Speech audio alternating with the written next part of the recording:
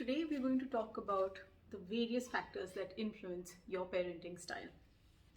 There are varied influences interacting with each other in a dynamic manner, which shape us to become who we are as individuals and also who we are in the multiple roles we play in our lives as a friend, partner, family member, colleague, even a parent.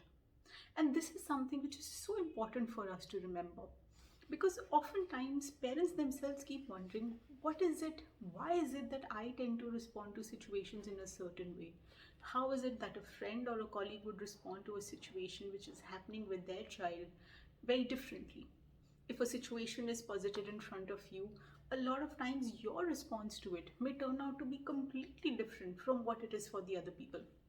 In fact, the biggest situation in which something like this comes up is also oftentimes with your own partner or with your parents, with your in-laws, with your aunts and uncles, because each of them has their own thought process, has their own approach towards parenting and towards what they believe may be the best way to respond to a situation that is evolving with the child.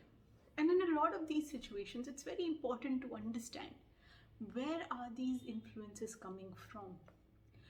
We a lot of times tend to attribute it to the individual that the person is, just their personality and their temperament, believing that it is something that is just inherent to who they are. Yes, certain aspects about their own selves would certainly be playing a very strong role in determining the kind of parent that an individual will be, that you will be. But at the same time, there are certain other aspects also which do come into play. These tend to include the kind of parenting you yourself have received. While you were growing up, what your experiences were with the adults around you, the caregivers that you had, they too tend to shape the ways in which you continue to parent your child.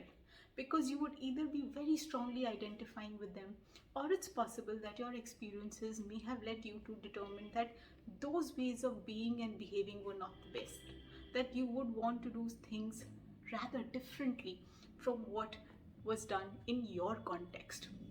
Similarly, a lot of times you tend to absorb parenting styles and your which get influenced on account of the kind of peer group that you have. You're constantly observing, looking at what other parents are doing with their children. How are they navigating a lot of different situations?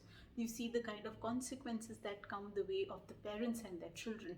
And that allows you to be able to also decide, if you were to be in that situation, how would you respond? What could be a good way, perhaps a better way of being in that same situation, which would ensure that your child receives the best parenting practices. The cultural aspects also tend to play such a huge role. We belong to a certain culture, and if you were to live in a different country, the cultural aspects of that country would have created some sort of an influence. They would end up shaping the ways in which you think your child should be parented. All of these numerous influences are coming together. The media that you're consuming is coming together. It's shaping the ways in which you are probably currently thinking about how you should be parenting your child. It's either making you feel that there are more things that you need to do, or perhaps there are things which you should absolutely not be doing. And it's a constant process of reflecting, introspecting, going through a process internally within your own self of looking at what could potentially work best, getting feedback from others around you, from your own child in fact, which would result in a certain approach that you adopt. And what's most important when you're looking at your parenting style is to remember that there needs to be some amount of flexibility and adaptability.